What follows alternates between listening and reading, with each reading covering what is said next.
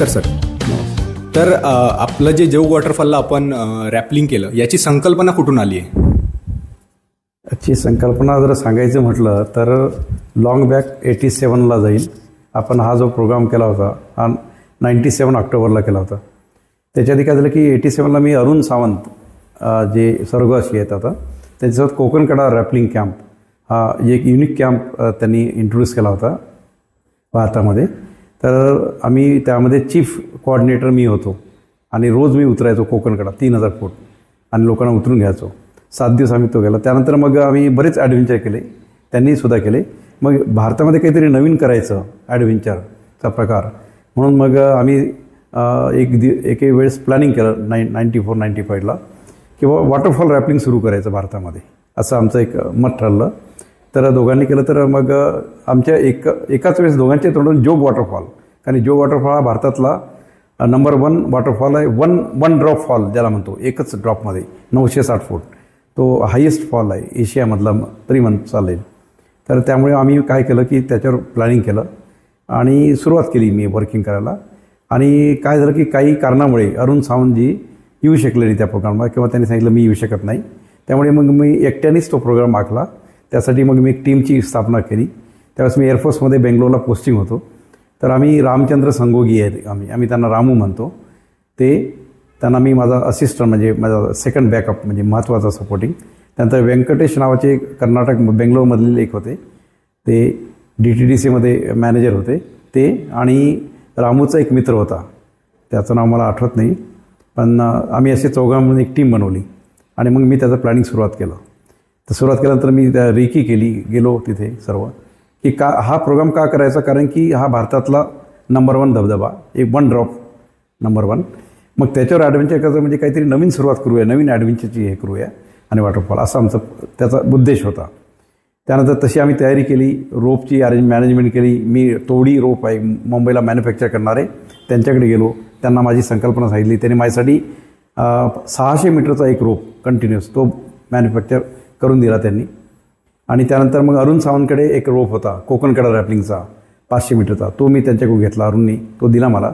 आणि अशा प्रकारे आम्ही ऑक्टोबर 97मध्ये आम्ही चौघंजणं जोग वॉटरफॉलला, जोग शिमोगा डिस्ट्रिक्टमध्ये आहे कर्नाटकमध्ये, तिथे गेलो. आम्ही पोचलो आणि आम्ही तसं प्लॅनिंग सुरू केलं आमचं. म्हणजे मग एक्झिक्युशनसाठी आम्ही सर्व जमलो. मग काही फंड जमा केले आम्ही. तर बेंगलोरमध्ये व्यंकटेश त्याची चांगली ॲप्रोच होती, कॉन्टॅक्ट्स, त्याच्यामुळे आम्हाला काही स्पॉन्सरशिप मिळाली आम्हाला. त्याच्यामुळे ट्रॅक सूट झाले, काही झाले थोडंसं येते. अशा प्रकारे आम्ही मग मोहिमेसाठी तयार झालो. तर हे जे पूर्ण प्रोग्राम तुम्ही आखलेला हा तुम्ही अंमलात कसा काय आणला? आता अंमलात आणण्यासाठी सर्वात महत्त्वाचा एक पॉईंट होता. त्यात 3 पॉईंट असतात. एक म्हणजे परमिशन्स, कारण की कर्नाटकमध्ये फॉरेस्ट डिपार्टमेंट खूप स्ट्रिक्ट होतं, अजूनही आहे. त्यामुळे आम्ही काय केलं की मी ऑफिशियली कर्नाटक फॉरेस्ट डिपार्टमेंटचं जे हेड ऑफिस आहे बेंगलोरला, त्याला PCCF ऑफिस म्हणतात, principal chief conservator office, PCCF forest, principal chief conservator forest. मी त्यांच्या ऑफिसला गेलो, एक ॲप्लिकेशन केलं. मग त्यांनी मला परवानगी दिली. पण ती परवानगी म्हणजे त्याच्या आधी एक प्रोग्राम केला होता बेंगलोरला साऊथ इंडियामधल्या हाईस बिल्डिंगवर, त्याचं तो डेमॉन्स्ट्रेशन सक्सेसफुल झालं होतं. त्यामुळे माझं नाव सर्वांना माहीत होतं बेंगलोरमध्ये. त्यामुळे त्यांनी त्या आधारावर मला परमिशन दिली आणि एक NOC दिलं त्यांनी की बाबा तुम्ही काही जबाबदारी असेल तुम्ही मला लिगल आम्हाला बॉन्ड लिहून द्या, काही झालं तर ठीक आहे म्हटलं. तर त्यांनी मला तशी परमिशन दिली. त्यानंतर काय झालं की तिथे एक खेदानी आणि एक नमूद करावं वाटते की भारतामध्ये कसं हे होते. तर तिथे काही लोकांनी ऑब्जेक्शन घेतलं, परमिशन माझी कॅन्सल करण्याचा प्रयत्न केला, कारण की ते क्रेडिट मला मिळणार होतं. तर मग त्या लोकांना मी सांगितलं की नाही, मी भारतीय नागरिक आहे, मी मराठी नाही म्हणून, कारण की तो जो वाद होता. आणि तरी आम्ही परमिशन घेतली. त्या ऑफिशियल परमिशन माझ्याकडे मिळाल्यानंतर मग आम्ही त्याचं आम्हाला दुसरं होतं किंवा मॅनेजमेंट ऑफ इक्विपमेंट्स. मग आम्ही तर तोडी रोप्स आणि अरुण सावंतने जो रोप दिला होता आणि साहित्य आमचं आणि काही ते सर्व साहित्य गोळा केलं, बेंगलोरला आणलं आम्ही सर्वांनी. त्यानंतर तिसरी स्टेज होती की तिथून बेंगलोरला मूव्हमेंट करायची. मग आम्ही आमची तिथून एक कार हायर केली, एक व्हेकल, आणि शिमोगाला म्हणजे जोग फॉल्सला तिथे गेलो आम्ही. तिथे आम्ही फॉरेस्ट डिपार्टमेंटचा बंगला बुक केला होता आणि आम्ही ती सुरुवात केली. मग त्याच्या आधी नदीपात्र खूप वास्ट आहे तिथे, जोग त्याला शरावती नदी म्हणतात, शरावती नदीचा धबधबा. तर तिथे आम्ही जे बघितलं पात्रामध्ये, तिथे मोठमोठे प्रचंड खडक दगड होते, काही झाडी होती. तर आम्ही ते पूर्ण रोप, मग ते आमचा एक दिवस त्यातच गेला. ते पूर्ण रोप ट्रान्सपोर्टेशन करायचे, पूर्ण सामान नदीपात्रामध्ये रोड हेडपासून, ते आमचा एक दिवस त्यामध्ये गेला पूर्ण.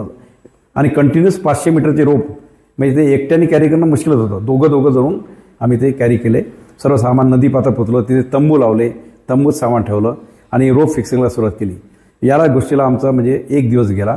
दुसऱ्या दिवशी आम्ही रोप फिक्सिंग केलं, म्हणजे रोप बांधले नदीपात्रामध्ये, ते खाली सोडले. मग ते खाली सोडण्यासाठी पोचले की नाही, आम्ही वॉकीटॉकी मॅनेज केले होते आम्ही. आणि आमच्या एक टीम मेंबरला आम्ही खाली पाठवलं बेसला नदीपात्रामध्ये 1000 फूट खोल त्याला फिरून. आणि मग ते रोप तो बघत होता, त्याप्रमाणे आम्ही ते करून रोप खाली पोचले हे कन्फर्मेशन केलं. आणि पाणी होतं खाली, खूप खोल पाणी, डोह होता पाण्याचा, ते पाणी तिथे गेलं. त्यानंतर मग आम्ही काय केलं, ते झालं. यात दुसरा दिवस गेला, आमचे रोप फिक्स झालं. मग तिसरा दिवस आला की बा ॲक्च्युअल रॅपलिंग करायचं, म्हणजे उतरायचं जोगफॉलला. मग माझा मेन जो होता सपोर्टिंग, जो बिलियर म्हणतो आपण, तो रामचंद्र संगुगी होता.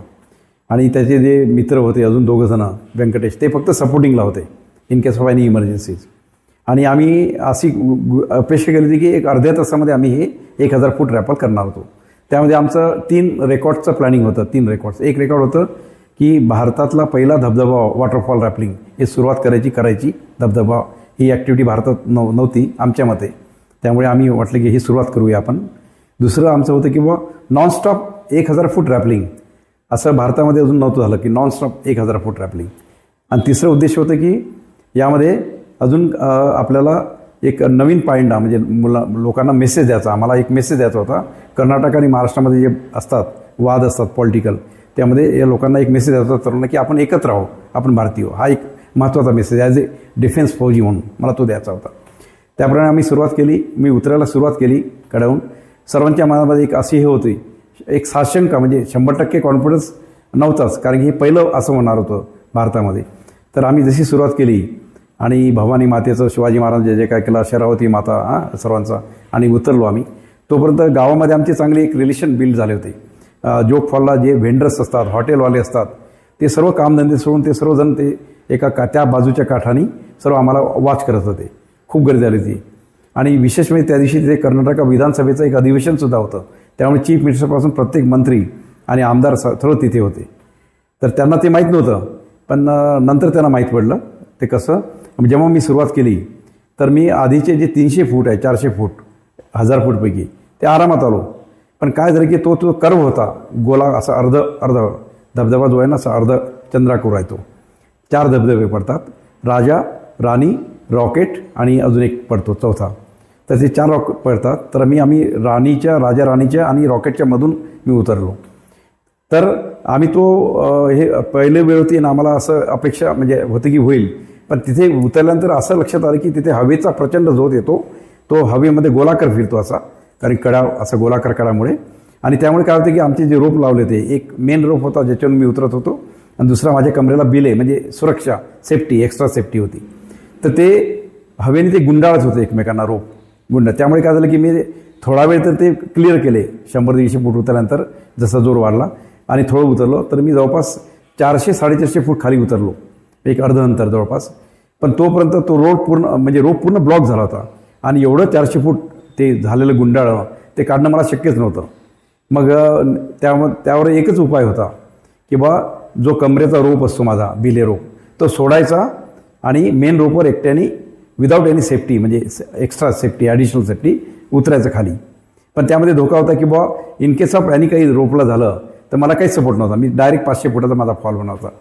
आणि दुसरं होतं की तिथे थांबायचं, हा रोप तो वर ओढून गेल माझा मित्र रामू जो सपोर्टिंग होता, आणि पुन्हा दुसरा रोप टाकेल माझ्या सेफ्टीसाठी. पण मग मी म्हटलं हे होईल. तर मी त्या संध्याकाळी 4:30-5ला सुरुवात केली होती आम्ही. एका तासात हे झालं, 5:30-5:45 वाजले होते.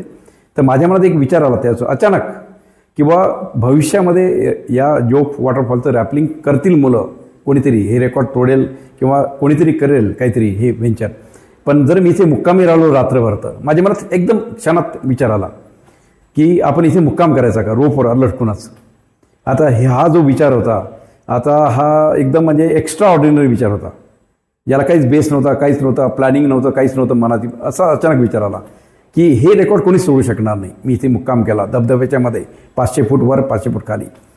आणि मी तोपर्यंत काय झालं की माझी जी वॉकीटॉकी होती ती खाली पडली होती पाण्यात. त्यामुळे माझा आणि त्यांचा कॉन्टॅक्ट बंद झाला होता, कारण की धबधब्याचा प्रचंड आवाज, हवा, त्यामुळे आमचं काहीच कॉन्टॅक्ट बंद झाले.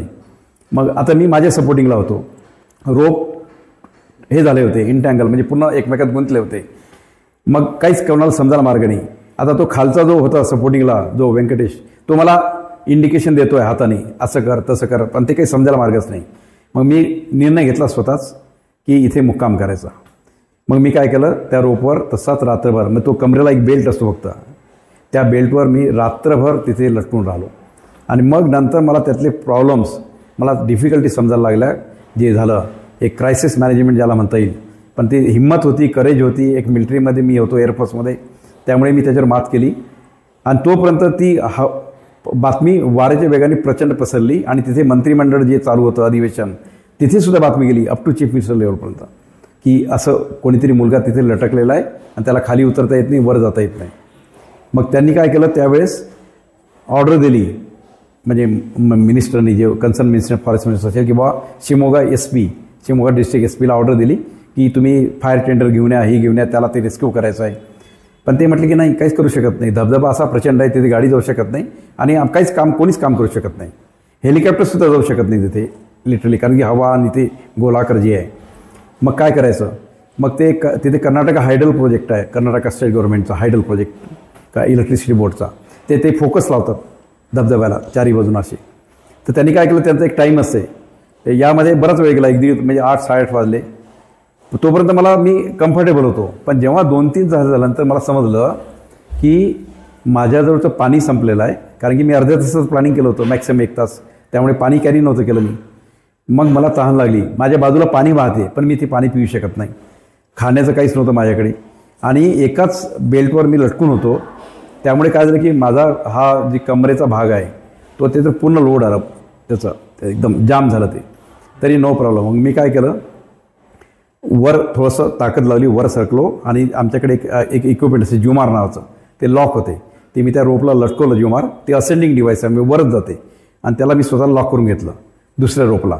मग मला डबल सपोर्ट होता. आणि वरच्याचा माझा कॉन्टॅक्ट सर्व बंद झाला. तिकडे मिनिस्ट्रीनी जे केले, त्यांनी सांगितलं, सरांनी हात वर केले पोलिसांनी, की काहीच करू शकत नाही. मग मी माझ्या ऑन होतो. मग माझ्या मित्रांनी सांगितलं पोलिसांना, पोलीस गेले तिथे, की तुम्ही काहीच करू शकत नाही. आता तो एअरफोर्सचा एक सैनिक आहे आणि तो ॲडव्हेंचरमध्ये आमचा गुरु आहे, तर तो त्याच्या हिमतीवर जिवंत राहील. त्याला आता कोणीच काही, फक्त जे परमेश्वर असेल तो त्याला वाचू शकेल, आणि त्याची हिंमत, याला दुसरं कोणीच काही करू शकत नाही. आणि त्यानंतर मी काय केलं, मनाची हिंमत बांधली, वर घेतलं आणि मी डबल लॉक करून ठेवलं, जुमार जे लावले, आणि मी रोप आणि आरामात राहिलो. आणि जशी रात्र वाढत गेली तसं मला तहान लागली होती, पाणी दिसते बाजूला, पण मी घेऊ शकत नाही, काही नाही. आणि तसं, आणि कमरेला एकदम हे झालं, मला एकदम जबरदस्त, म्हणजे एकदम जसं क्रॅम्प येतात ना तसं एकदम. तरी मग मी असं आरामात, असं आडवा, जसं म्हणतो लटकून, आजकाल नवीन एक सिस्टम आलेली आहे डोंगरामध्ये, हॅमॉकिंग, म्हणजे दोरावर लटकत्या रोपवर किंवा असं दरीमध्ये कड्यावर लटकून झोपणे. पण त्याच्यात एक म्हणजे स्लिपिंग बॅगच आणि झोपतो. पण मी without sleeping bag, without anything, without any support, मी तसाच फक्त लटकून मी रात्रभर काढली तिथे.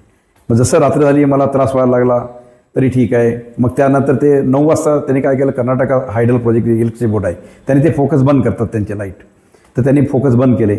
मग तिथे काय झालं, तिथे कर्नाटक, जसं आपल्याकडे सामना मॅगझिन आहे आणि बाळासाहेब ठाकरेचे संपादक होते फायटर, तसं कर्नाटकमध्ये एक न्यूजपेपर आहे, त्यांचे एक संपादक तिथे आले होते, ते बाळासाहेब ठाकरेसारखेच होते.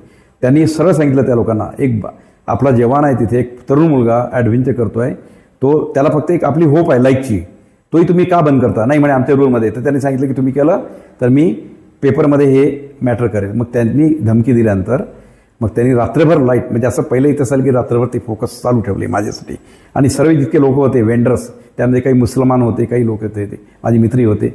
म्हणजे विचार मला नंतर समजलं की त्या लोकांनी माझ्यासाठी रात्रभर उपास ठेवला होता, म्हणजे मन्नत मागितली की खुदा, हे भगवान, म्हणजे या मुलाला वाचू दे, आम्ही आज उपास ठेवतो आहे. म्हणजे ही अशी घटना झालेली आहे.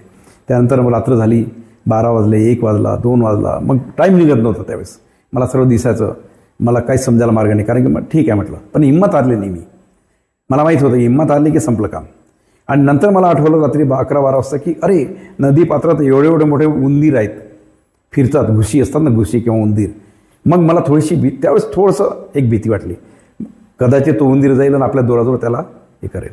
बघा टेलिपॅथी कशी असते. माझा चांगला मित्र होता रामचंद्र संगोगी, त्याच वेळेस त्याच्या मनात सुद्धा विचार आला रात्री की इथे उंदीर फिरतात.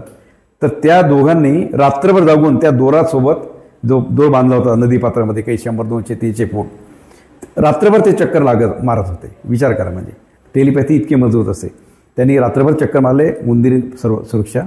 सकाळ झाली, 6-7 वाजले, आवाज देत आहेत लोक तिथे. टुरिस्ट खूप हजारो टुरिस्ट जमा झाले खालून, ते बघतायत मला. पण माझ्या त्राण नव्हतं राहिलं, मला खरंच आवाजही निघत नव्हता, कोणाला काही समजायला मार्ग नाही. मग यांनी निर्णय घेतला, वरून एक एक्स्ट्रा रोप आम्ही ठेवला होता स्टँड बाय, 500 मीटरचा अजून 3रा रोप, तो त्यांनी टाकायला सुरुवात केली. तो टाकला, पण तोपर्यंत माझं लॉकिंग झालं होतं पूर्ण. आणि मी जे जुमार जे लॉकिंग केलं होतं वर रोपवर, ते एवढं टाईट झालं होतं की मला ते काढायचं असेल, म्हणजे जो या फील्डमध्ये त्याला माहीत आहे, मला स्वतःला वर जावं लागेल थोडंसं 1-2 फूट, आणि मग तेव्हा त्याचं लोड कमी होईल आणि तेव्हा ते लॉक काढता येईल मला. पण मी रात्रभर अशा स्थितीत बसल्यामुळे माझ्यात एवढी त्राण नव्हती की मी स्वतःची बॉडी 2 फूट वर घेईल, कारण पाणी नाही, काहीच नाही ठरवत असं. मला समजेच ना काय करावं. मग मी एक निर्णय घेतला की तो रोप जो माझ्या कमरेला बांधला होता एक्स्ट्रा, तो मी सोडून दिला. आता मी माझ्या एकट्याच्या हिमतीवरच होतो, मला काही सपोर्ट नाही, एकाच रोपवर मी एकटा. मग त्यांनी जो बाजूला रोप टाकला होता माझ्या, आता या रोपवरून त्या रोपवर शिफ्ट व्हायचं. विचार करा, 500 फूट वर, 500 फूट खाली, काहीच सपोर्ट नाही मला एक्स्ट्रा. आणि माझा हा रोप जो माझ्या कमरेला पास केलेला आहे, मेन रोप, मी ऑलरेडी माझा एक सपोर्टिंग बिले रोप काढून टाकला.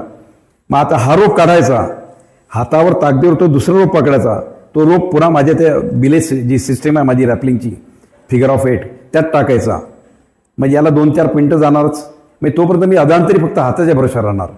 जे या फील्डमधले आहेत त्यांना माहीत आहे ही परिस्थिती किती खतरनाक. आणि रात्रभर मी असं लटकणार.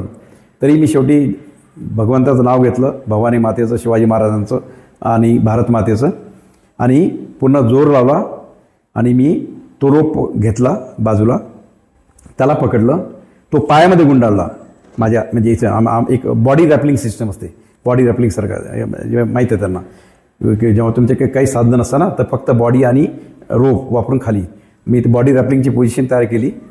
आणि मग त्याला या रोपमधून मी काढलं, त्या कमरेच्या त्या फिगर ऑफ 8मधून, रॅपलिंग डिव्हाइसमधून, आणि तो रोप त्यात टाकला मी.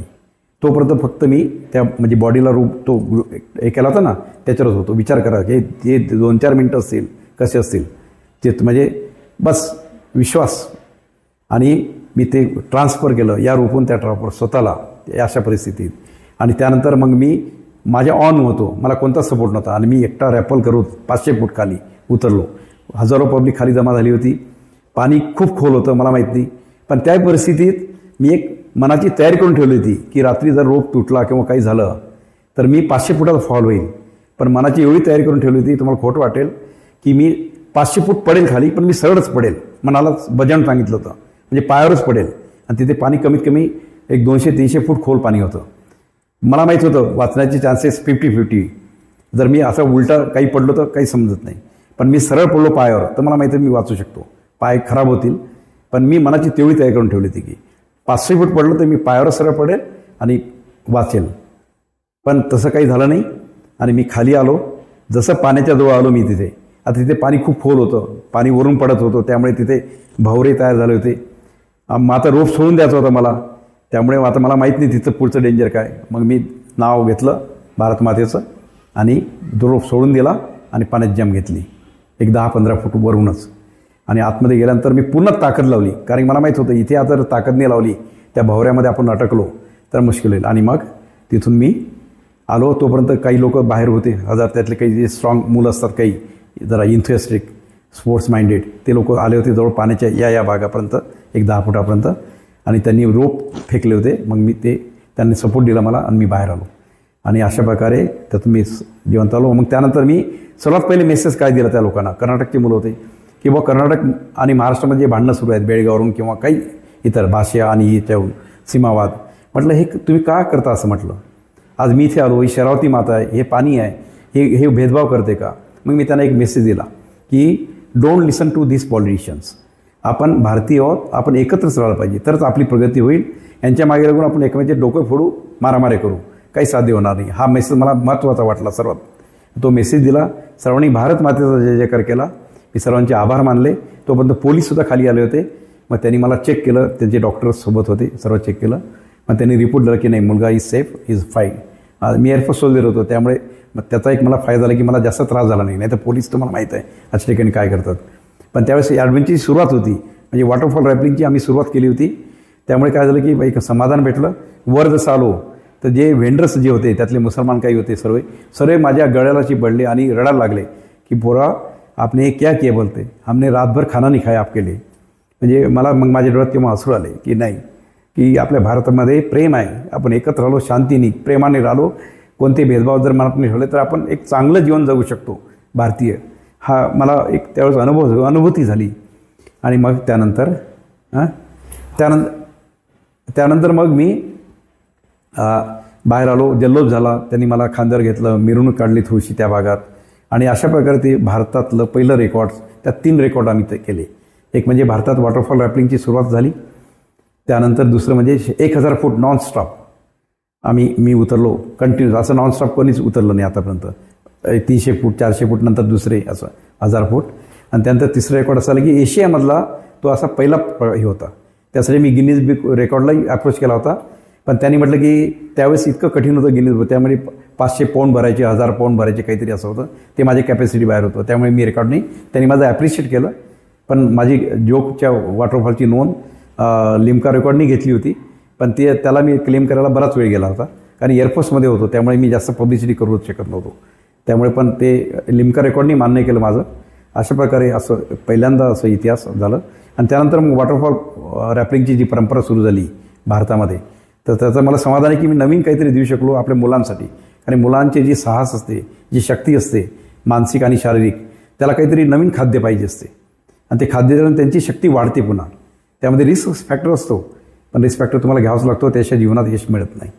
त्यामुळे मी भारत मातेचे, एअरफोर्सचे आणि माझे साहसी मित्रांचे, स्पेशली रामचंद्र संगोगी, व्यंकटेश आणि तिसरा जो माझा मित्र आहे त्याचं नाव आठवत नाही त्याचे, आणि Karnataka forest department, Karnataka police department, Karnataka hydel project department, आणि त्यानंतर महाराष्ट्र गव्हर्नमेंटनी स्पेशली म्हणजे यांचे आभार मानतो. त्यावेळेस महाराष्ट्राचे स्पोर्ट्स मंत्री गावंडे, गुलाबराव गावंडे जी होते, त्यांनी मला त्यावेळेस 25,000 रुपये मला दिले होते. शाबरी शेखनी सुद्धा मला शुभेच्छा दिल्या होत्या. आणि मी महाराष्ट्र संघ जो गिर्यारोहक महासंघ स्थापन केला होता रायगडला लग्नाच्या वेळेस, तर त्यांनी मला एक सपोर्ट दिला होता. तर त्याच्यामुळे ते साध्य झालं. मी सर्वांचे आभार मानतो आणि आपले सुद्धा आभार मानतो. धन्यवाद. जय हिंद, जय शिवराय.